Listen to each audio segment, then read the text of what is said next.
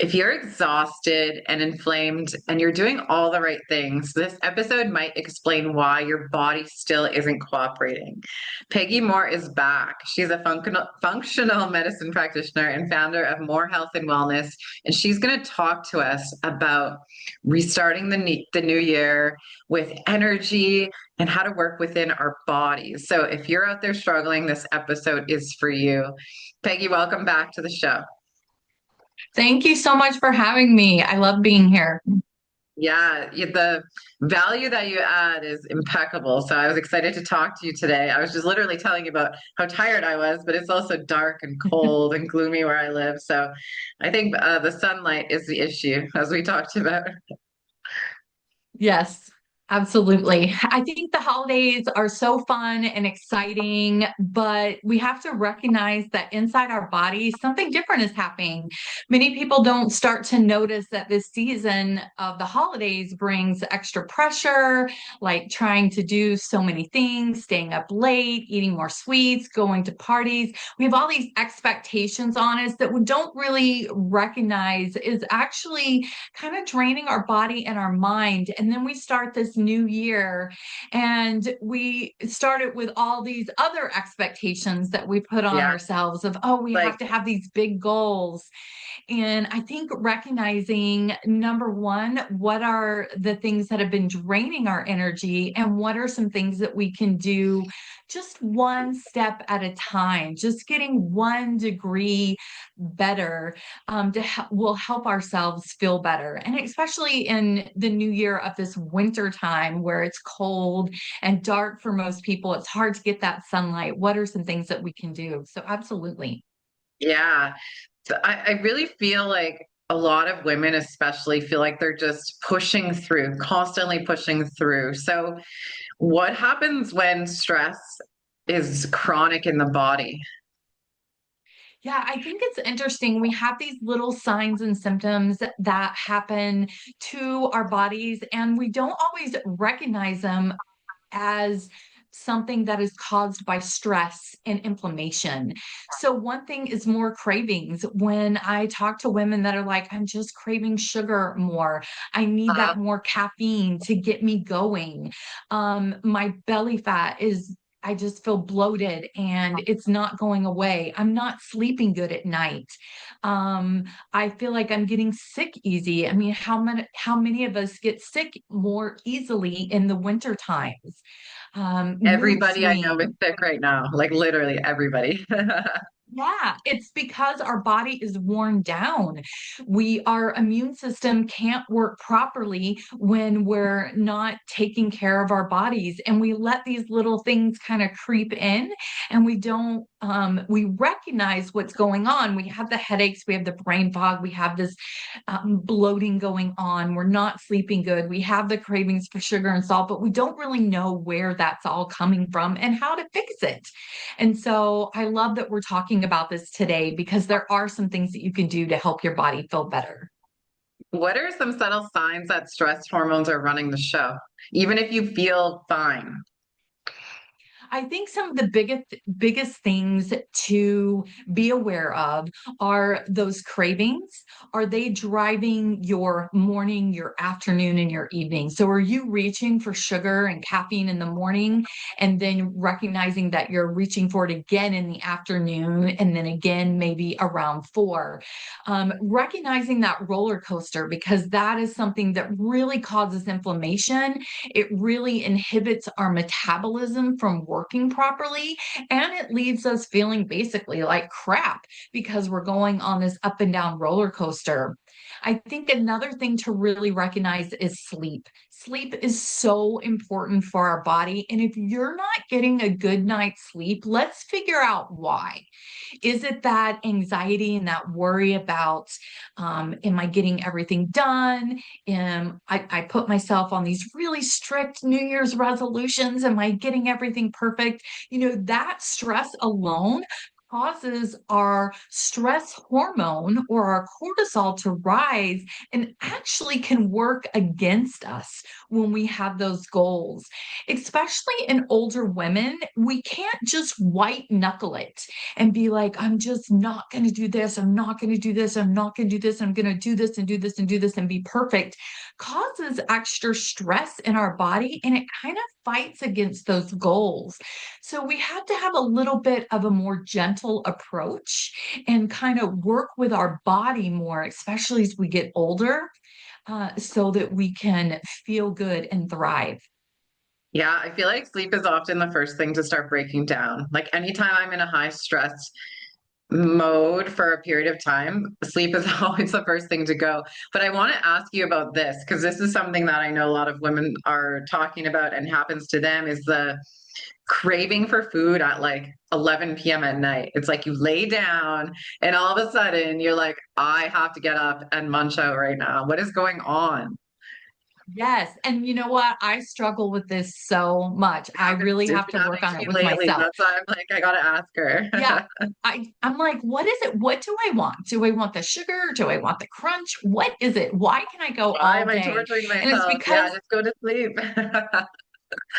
yeah, it's so hard. And I think we put ourselves on this roller coaster with that when we start our day with sugar or caffeine, both of which are kind of stimulants, and then they Mhm. lead us on this roller coaster all day. So, really thinking about that, when are you reaching for that sugar and that caffeine? Do you start the morning with a bagel and coffee? A bagel is mainly simple carbs and it has some you might think that, oh, it's okay, it's better than a piece of cake, but it might have the same amount of carbs depending on where you're getting that bagel from. And so that sugar and caffeine, and then by noon, you're like, oh, you're dragging and you need more. And then by 4 o'clock, you're dragging and need more. And then, of course, by dinner, you eat that dinner, but then that craving is still there and it wasn't Yeah. fulfilled. And that's why late at night, you're getting that craving again. So it can very much be a roller coaster because it's kind of like a spike and crash.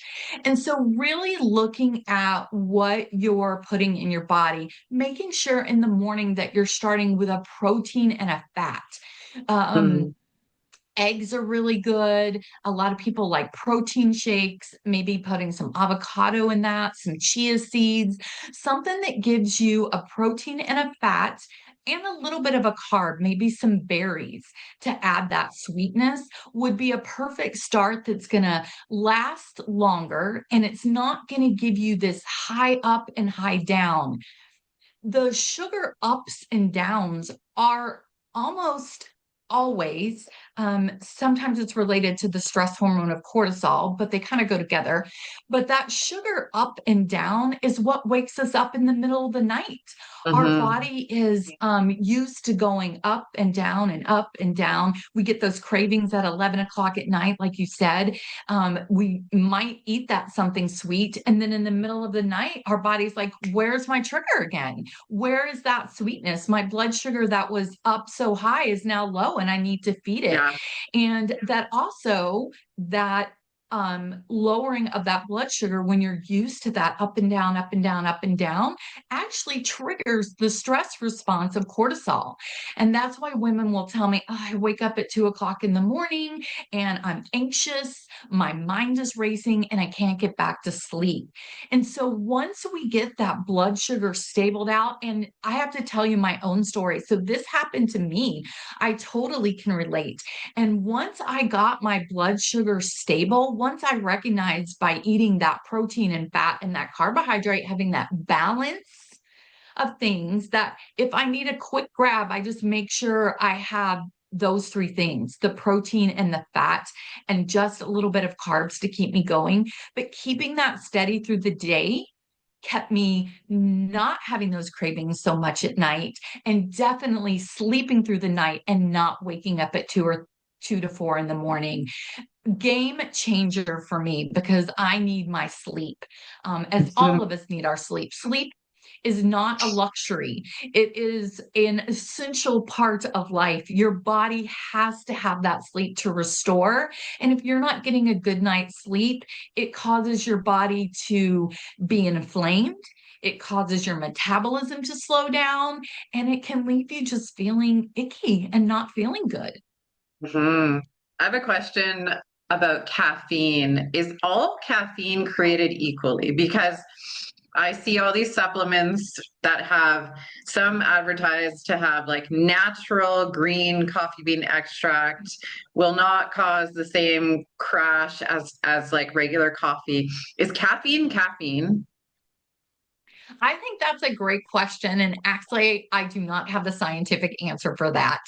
The way I look at caffeine, because there's so much, I think because There's so there's many so products. much information. Some people are like, 1 cup of coffee in the morning is fine, or this amount of coffee, or green tea. Green tea has so many great properties. Matcha, for example, has Mhm. so many great antioxidants and properties. I would think a cup of that in the morning is fine. Mhm. But I can't tell you the literature, and I don't want to give you a scientific answer. I can tell you from experience and from working with clients that having a cup of coffee in the morning, if that's your non-negotiable, have your cup of coffee. I would not white knuckle it and not have it. But remember not to have it throughout the day. It's when we're having that. So we've got to remember that caffeine is going to give us a little bit of a cortisol spike. So it's going to give us a little bit of extra energy, but we've got to learn how to maintain that. We can't if it is putting you on a roller coaster where you have to have it again at noon, you have to have it again at 4, then let's find a way to cut back on that so your body isn't feeling this roller coaster that it needs to sustain throughout the night. Right. I think you hit the nail on the head. It's about like how you're utilizing the tool. So if we look at caffeine as a tool to essentially biohack ourselves and enhance our morning and our day versus are we having that cup of coffee, driving to work, grabbing another double espresso, and then chugging a triple espresso in the afternoon to keep chasing that feeling? It's like, I know for me, when I start getting exhausted, burnt out, tired, I'm reaching for caffeine more and more and more. And then I'm like, whoa, wait a minute. What's happening here? Why do I keep needing more and more of this? And the crazy thing is it doesn't even help anymore. It actually does the opposite because I feel like when I'm burnt out, that it starts to spike my cortisol so much that my stress hormones start activating and then my fight or flight activates and then I get super anxious. But I confuse that Absolutely. feeling with energy. And it's like the world is telling me, you have to be energized, you have to keep going, you have to keep pushing it. You're a woman, you got to do everything. And so I stop myself. I'm like, what's happening right now? I'm glad you mentioned that because I think that is such for women that the idea and expectation to be everything is what is hurting us as women. 100%. I think as women, we have unique gifts that we give to the world. And when we push ourselves to the point of trying to be perfect, trying to be all the things to all the people, we definitely harm ourselves. And then we can't do that. And I think I definitely have felt this in my own life. I was an ICU nurse for 20 years. I have 3 children, and during that time I had 3 children and they were teenagers and had all the activities. I was a dance mom, I was a band mom, I was a sports mom, I was busy in my church, and I literally just kept going. I just kept Yeah. going and kept going because that was expected to me. But I will tell you that at some point it breaks. Some Hmm. point it crashes. And then you're stuck with what do I need to do to feel better? And at this point in my life, I have learned the art of saying no and not feeling guilty about it. The art Mm. of setting boundaries. This is my boundary. I need my sleep. I need to go to bed at this time because I work full time and I wake up in the morning and I need to feel refreshed.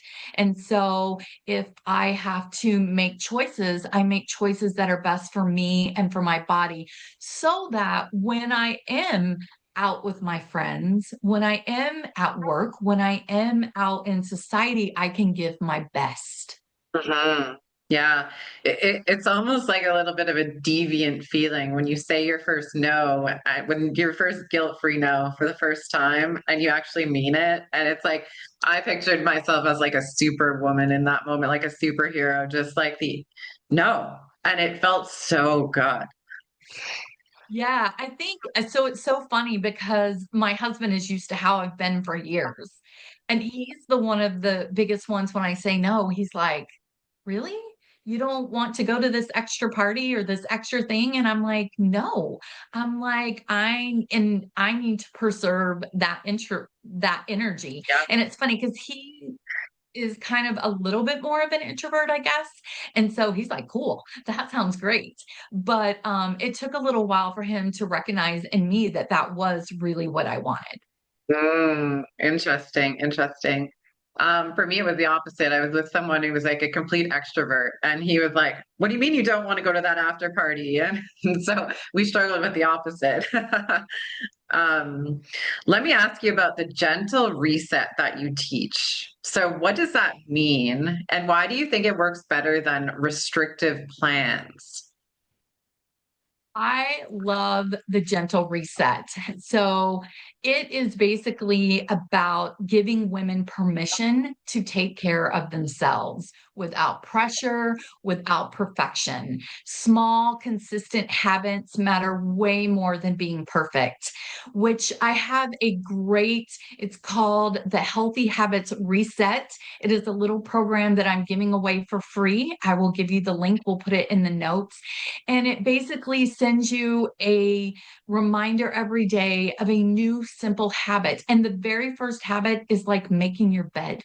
The second Hmm. habit, I believe, is meditation, taking 30 seconds, just 30 seconds to bring in some calm and think about what you want for the day, how you want to feel, and what you want to give and what you want your day to look like. Just doing that helps you reset. And so I love this program because it's super simple. It's on my EMR. So it's HIPAA compliant, but clients get an email every day with just some encouraging notes and just a simple habit that they can do every day to help bring them back to themselves and bring back some just simple, healthy habits that will make you feel, hey, I accomplished something. Why do you think that works better than restrictive plans? I think it works better because it works with our body. It works with our mind. It doesn't I I have this love and hate relationship with the term boss babe. Boss Mm. babe sounds real cool, but it brings with it all these expectations and all this more, more, more, especially as an Not only entrepreneur that, and but a then business people look owner. at someone like that and they're like, she can handle everything, right? Yes. And that And they put those expectation is women on there. these pedestals, and it's like not real. Is not real. I actually, and I don't even know if I can mention this, but I actually saw an interview with a pop star recently, who it was kind of going through the same thing. And she was like, I am a mother, I have two kids, I have this, I'm trying to take care of my body, I'm trying to do all these things. Everyone expects me to do this. And when I don't meet their expectations, of course, they come at me. And she's like, I was one day in the gym doing it all, and someone said to me, hey, are you okay? And she realized, she's like, I crashed. I realized that I needed to start with some inner work. I needed to start taking care of me. And I was like, you're such a great poster child for that. We need this. We need women to know that we have to take care of ourselves.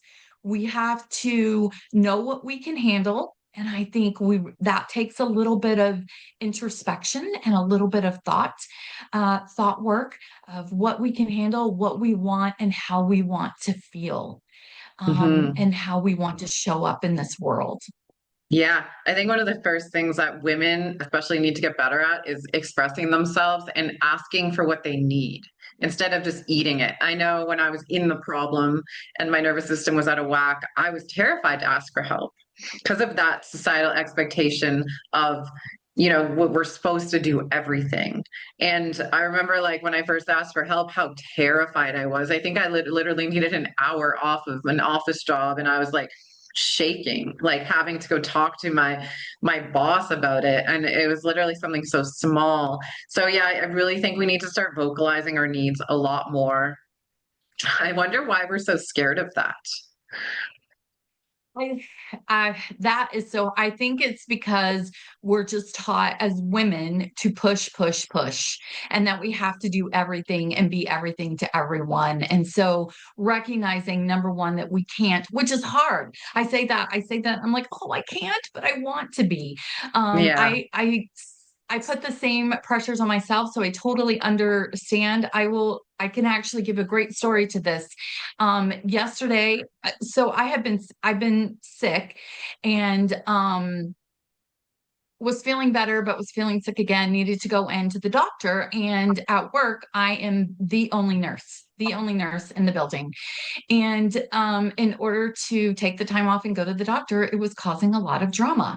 And I wanted to say, oh, just never mind. I'll just go to the ER. I'll just do. And I'm like, no, I should be able to take the time off that I need. And it caused a lot of drama because I heard all the drama that it took afterwards. And I kind of felt guilty for a minute. And then I'm like, no, I'm here every single day. I show up, I do what I need to do. Sometimes I need to take care of myself. And I Mm, think that's hard for women to take that time to take care of ourselves, to get the rest that we need, the self care that we need. And I don't mean going to the spa for self care. I mean the self care of being able to take a shower for young mm, moms, especially alone. mm-hmm, Be able to sit down and enjoy a meal. mm-hmm. Um, so it can be difficult. So, Yeah. absolutely. Absolutely. So then, as women, how do we stop the cycle of burnout, motivation, burnout, and then create like a healthy life that actually sticks? Well, I think it does start in your mind. I do think there is some mind work and some thought work that one should do. I Mhm. have a great program called Discover Your Personal Power that is actually a 12-week program that helps women really journal and get in touch with there's four different sections. We talk about mental health, emotional health, physical health, and social health, and how all of them come together to help us to be able to recognize how we can take care of our mind better so that we can express those needs, express those feelings, and be able to be actually more successful in society. I think it is also very important to remember the three M's. So, meals, movement, and mindset. I talked about the mindset, but we also recognize another way. I think it's interesting that we were talking about energy in the afternoon. Another great way to get energy is to get up and walk. Get up and walk, run up some stairs. Trust me, you're going to have some energy if you can run up and down the stairs two or three times. And then you're going to have that natural boost of energy. You're going to feel better, be able to be more concentrated on your tasks. I don't know about you, but I sit in front of a computer a lot of the day, working on different programs and things. And so I have to really think about, I actually have an alarm on my phone so that I get up and I move, because our body is not good for our body to sit.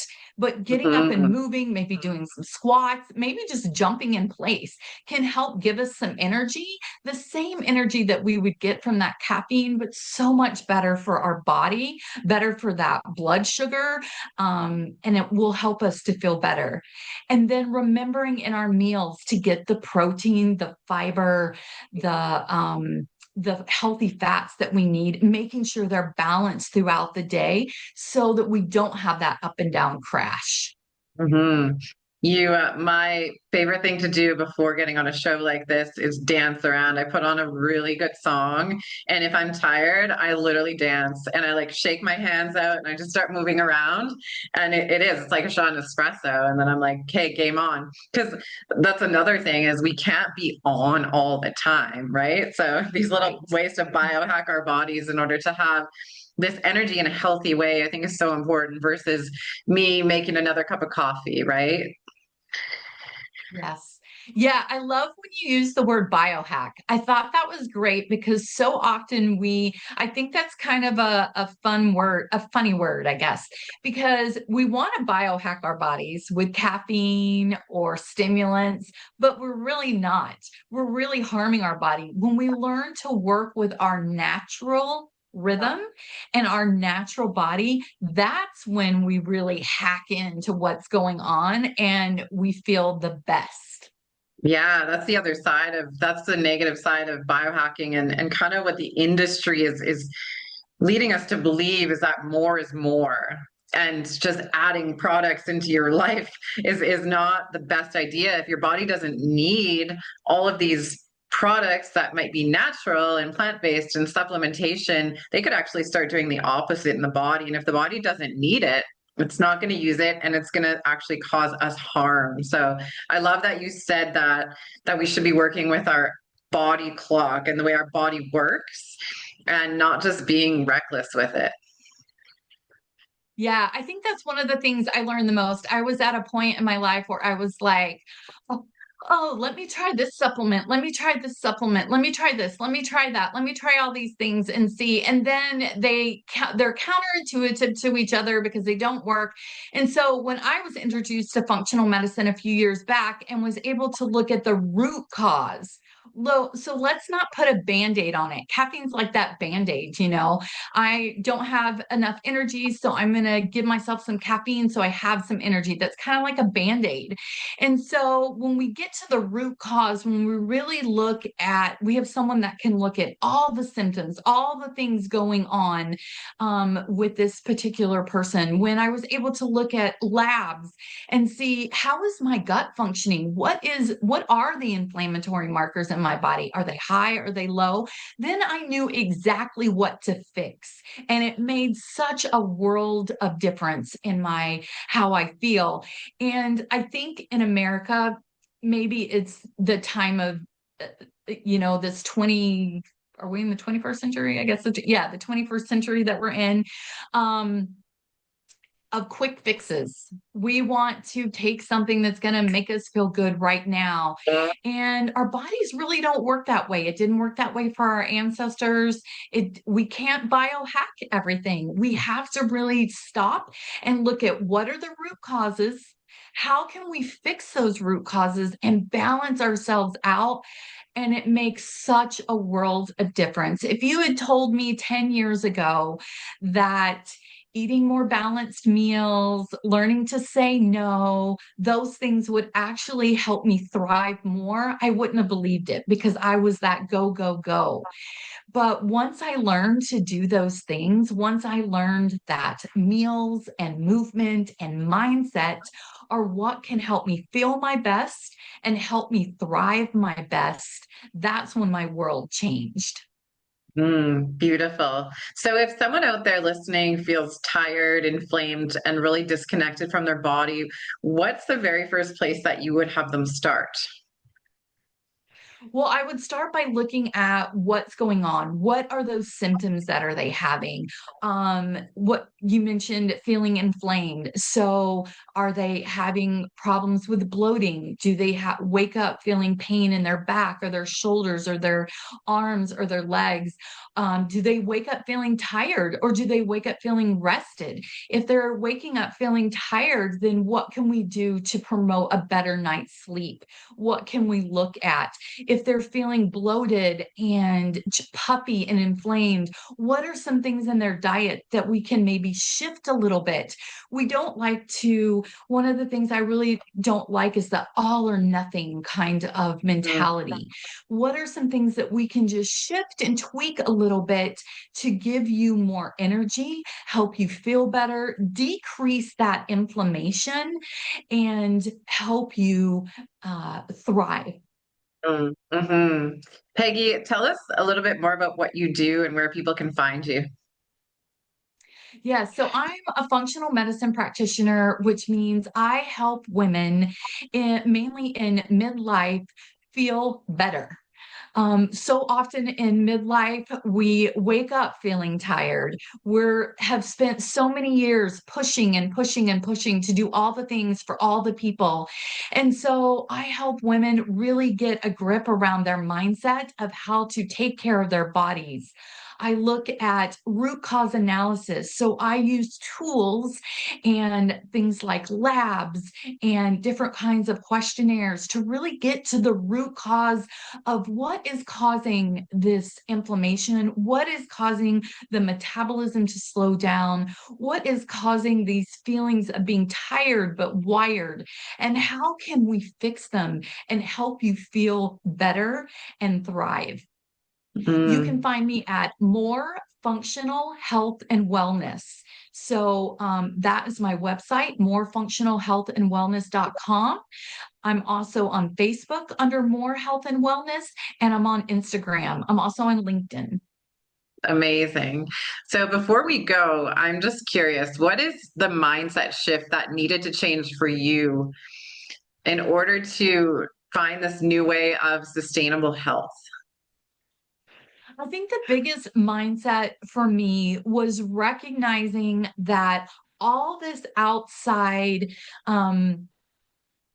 data that we take in, all the things that the people say to us, maybe I was an oldest child, so being raised as an oldest child, those expectations. I got married young and had kids young, so those expectations, all the expectations that everyone else puts on us, I really had to have a mind shift in letting that go and recognizing who I wanted to be. I really did a lot. I'm also a life coach. And so I took a lot of training. I did about a year of training on life coaching and how to really reset my mind, really think about the thoughts that are in my head. Are they my thoughts? Are they someone else's thought? Is it just a thought? Is it a thought that I can change? This thought that I have to be the perfect mom, the perfect wife? That's actually just a thought. And how can I make that more accessible for me? Not to put so much pressure on myself, but to be me, to be authentic, to show my true self. And it has given me an opportunity to actually love deeper and to be able to give more. Yeah, it's quite interesting when we start connecting to ourselves, start feeling better, how much the lives of the people around us also start to change. Yes. Yeah. Thank you so much for being here today and for having such an amazing conversation with me. Thank you so much for having me. I really enjoyed it. Me too. And to our audience, please do not forget to like and subscribe before you leave today. And if you're struggling with any of the things we're talking about, please reach out to Peggy. We will have her links in the show notes for easy access. Until next time, happy 2026, everyone. Take care.